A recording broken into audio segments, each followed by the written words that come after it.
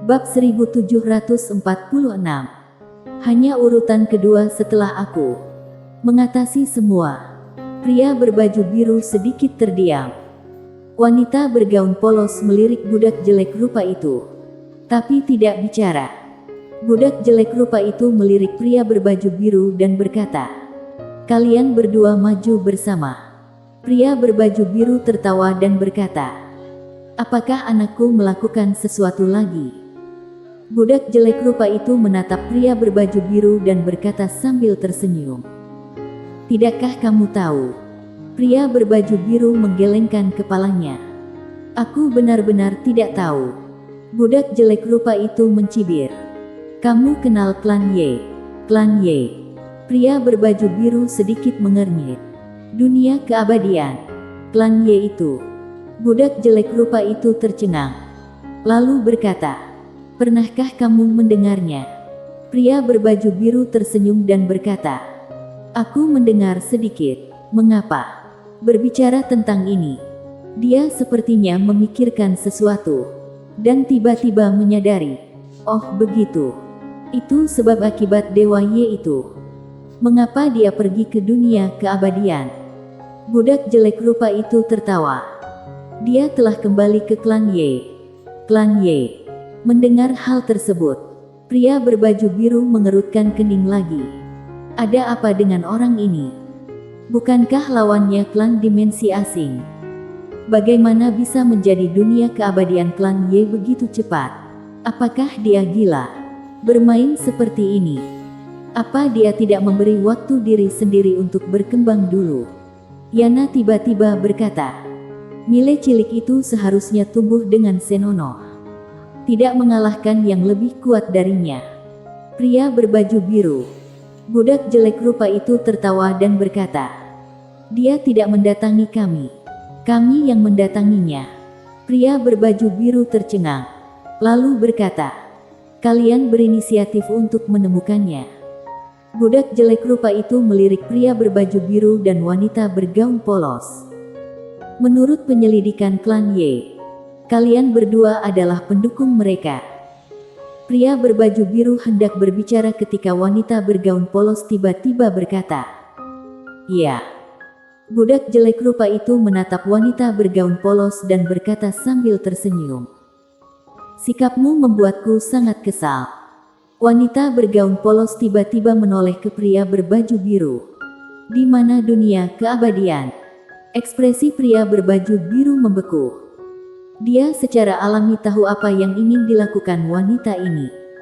Wanita ini ingin membunuh dunia keabadian secara langsung. Di samping pria berbaju biru, Yana menjilat manisan Hao, lalu mundur di belakang pria berbaju biru.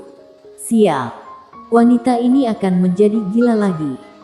Wanita bergaun polos membuka telapak tangannya. Sebuah pedang muncul di tangannya. Dia menatap pria berbaju biru. Pria berbaju biru tersenyum sinis. "Dia juga ada di dunia keabadian. Jika kamu tebas dengan pedang, dia mungkin akan mati." Mendengar ini, wanita bergaun polos sedikit mengernyit. Dan pedang penerapan Taoisme di tangannya juga berangsur-angsur menjadi tenang. Haha. Pada saat ini, budak jelek rupa itu di samping tiba-tiba tertawa. "Oh, kamu akan membunuh dunia keabadian. Aku benar-benar ingin mati karena tawa." Wanita bergaun polos melirik budak jelek rupa itu. "Sudah lemah sekali seperti semut. Kenapa jelek sekali juga?" Pria berbaju biru dan yang lainnya. Budak jelek rupa itu menatap wanita bergaun polos. "Memang kenapa kalau jelek?" Wanita bergaun polos mengangkat tangan dan menusuk. Jelek. Sebuah pedang menembus tepat di antara alis budak jelek rupa itu. Percikan darah. Budak jelek rupa itu bengong. Wanita bergaun polos melirik budak jelek rupa itu. "Jelek itu pantas mati." Budak jelek rupa itu menatap wanita bergaun polos. Matanya penuh kengerian. "Kamu, kenapa aku tidak bisa menangkis pedangmu?" Pada saat ini, ketakutan batin budak jelek rupa itu mencapai puncaknya. Dia baru saja melihat wanita bergaun polos menghunus pedang. Namun, sebelum dia sempat melawan, sebilah pedang disisipkan di antara alisnya. Dia bahkan tidak memiliki kekuatan untuk melawan. Pada saat ini, semua kognisi sebelumnya budak jelek rupa itu ditumbangkan. Bahkan Tirnoling sekarang menjadi master nomor 1 klan Ye. Dia juga mustahil untuk membunuhnya dengan mudah. Mungkinkah wanita ini lebih kuat dari ketua klan? Wanita bergaun polos mengabaikan budak jelek rupa itu sama sekali. Dia menoleh dan melirik pria berbaju biru. Aku pergi. Dia akan diserahkan kepadamu. Jika dia mati, aku akan membunuh kalian semua. Setelah selesai berbicara, dia berbalik dan berjalan menuju kejauhan. Pria berbaju biru buru-buru berkata, "Tidakkah kamu berpikir untuk bergabung dengan Liga Pedang?" Wanita bergaun polos tidak berhenti. Apakah dia master pedang dari Liga Pedang? Pria berbaju biru tertawa. Kelak iya. Wanita bergaun polos berkata, "Katakan padaku kapan dia sudah mencapainya." Setelah selesai berbicara, dia menghilang di ujung langit berbintang. Jelas, Mileye hanya akan bergabung dengan Liga Pedang ketika dia menjadi master pedang. Pria berbaju biru menggelengkan kepalanya dan tersenyum. Wanita ini masih sulit diajak bicara. Salah. Dia hanya mudah diajak berbicara dengan satu orang. Dan itu adalah Mileye. Semua kebaikan dan kelembutannya hanya untuk Mileye. Saat ini, Yana di samping pria berbaju biru tiba-tiba berkata, "Kak Warrior." Dia masih saja sombong. Pria berbaju biru tertawa. Dia memang sombong sekali. Saat dia berbicara, dia melihat budak jelek rupa itu di samping. Pada saat ini, budak jelek rupa itu masih dalam keadaan linglung. Dia benar-benar tidak bisa menerima pembunuhan instan. Dia ternyata mengalami pembunuhan instan. Dia telah hidup selama ratusan ribu tahun. Dia tidak pernah merasa bahwa dia tidak terkalahkan. Tetapi menurutnya, tidak lebih dari 10 orang di dunia ini yang dapat membunuhnya. Dan barusan, dia bahkan tidak memiliki kekuatan untuk melawan. Pedang yang ditusuk lawan begitu biasa, begitu mudah. Apa yang terjadi di sini? Pria berbaju biru tiba-tiba tertawa. Apakah dia baik-baik saja di klan Ye? Budak jelek rupa itu menatap pria berbaju biru. Sedikit bingung. Siapa dia? Pria berbaju biru tertawa dan berkata, "Maksudmu wanita tadi?" Budak jelek rupa itu mengangguk. Pria berbaju biru tertawa. "Namanya Destiny." Destiny. Mata budak jelek rupa itu memancarkan jejak kebingungan. "Aku belum pernah mendengar tentang ada orang yang begitu kuat selain dunia keabadian." "Kuat?" Pria berbaju biru berkata sambil tersenyum. "Memang sangat kuat. Sejauh menyangkut alam semesta saat ini, kekuatannya adalah yang kedua setelah aku." Bersambung.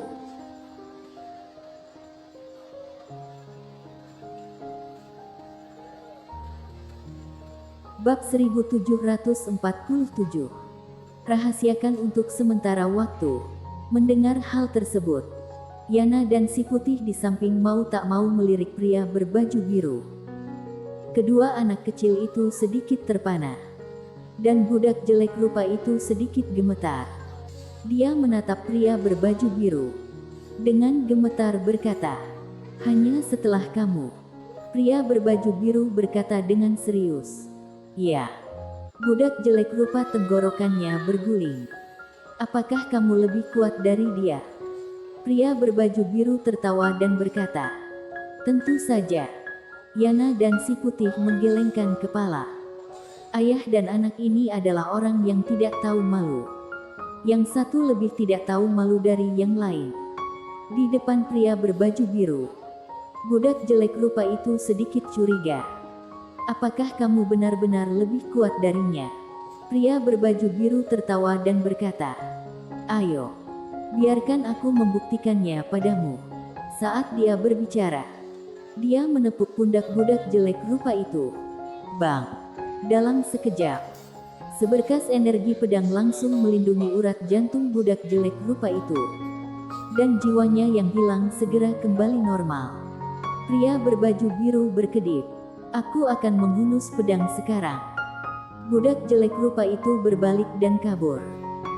Dia begitu cepat sehingga dia menghilang di ujung langit berbintang dalam sekejap mata. Terlalu jauh dari dunia keabadian.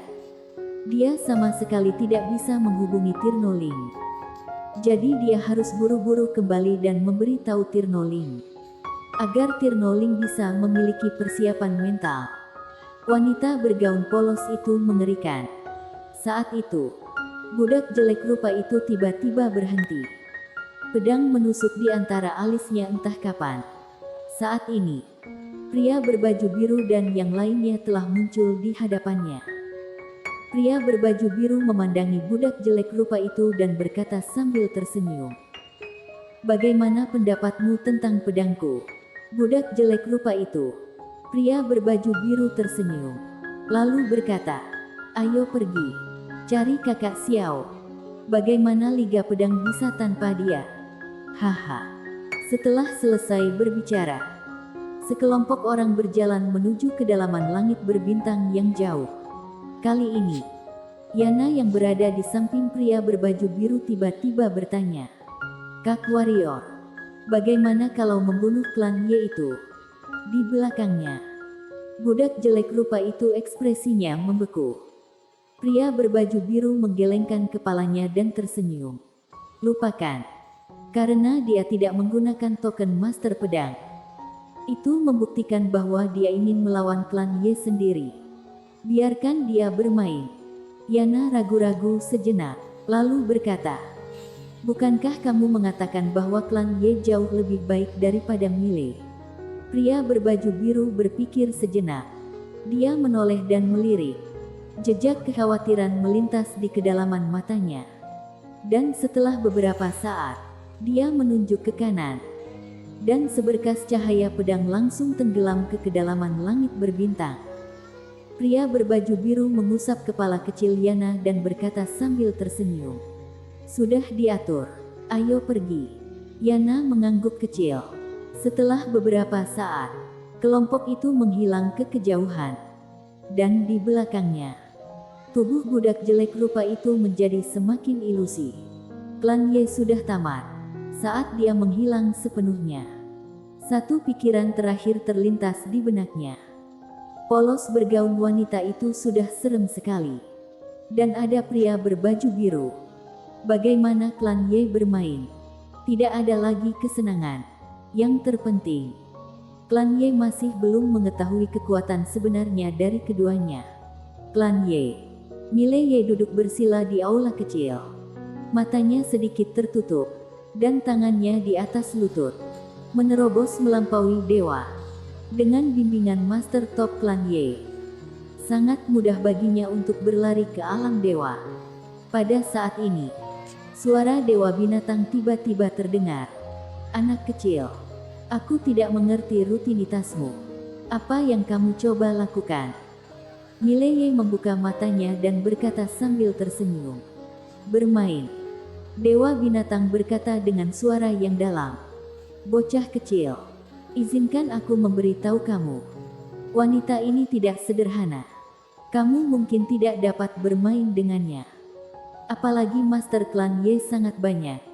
Apalagi kamu sekarang. Bahkan jika kamu mencapai alam konsepsi, tidak mungkin menumbangkan klan Ye. Mile Ye mengangguk. Aku tahu. Dewa binatang berkata lagi. Kamu benar-benar tidak ingin menggunakan token master pedang secara langsung. Mile Ye mengeluarkan token master pedang. Tersenyum ringan dan berkata, Senior, apakah kamu tahu mengapa aku tidak menggunakan token ini? Dewa binatang bertanya. Mengapa? Mile Ye berkata sambil tersenyum. Aku tidak bertele-tele. Tapi aku ingin bekerja keras. Aku tidak ingin menggunakan kekuatan ayah aku tanpa berusaha sedikit pun. Selain itu, Aku tidak ingin menaruh semua harapan aku pada ayah aku. Untuk berjaga-jaga kalau suatu hari nanti ayah aku tidak dapat diandalkan. Pada saat itu, apa yang harus aku lakukan? Dewa binatang tidak berbicara. Mileye berkata lagi, musuh jauh lebih kuat dariku. Tapi aku masih harus bertarung sendiri. Saat dia berbicara, matanya perlahan tertutup. Andalkan diri sendiri. Inilah yang dia pikirkan sekarang. Dewa binatang tiba-tiba berkata, pemikiranmu tidak salah. Di dunia ini, mengandalkan diri sendiri adalah solusi terbaik. Tapi, anak kecil, kamu benar-benar tidak memiliki peluang untuk menang. Mileye tersenyum dan berkata, bukan tidak mungkin. Setidaknya sampai sekarang, aku menemukan informasi penting. Dewa binatang sedikit penasaran. Apa? Mileye berkata dengan lembut. Di dunia keabadian, yang tidak senang dengan klan Ye termasuk klan Hela dan klan Xiao. Dewa binatang berkata, mereka tidak senang dengan klan Ye. Tapi mereka pasti tidak akan mati-matian membantumu melawan klan Ye kecuali kamu menunjukkan kekuatan yang besar. Sudut mulut Mileye sedikit berkedut. Mereka akan melakukannya. Karena selama manfaatnya cukup, mereka pasti akan bergerak. Dewa binatang sedikit penasaran. Apa yang akan kamu lakukan? Senyum Mileye menjadi semakin aneh. Rahasia dulu untuk sementara ini. Bersambung.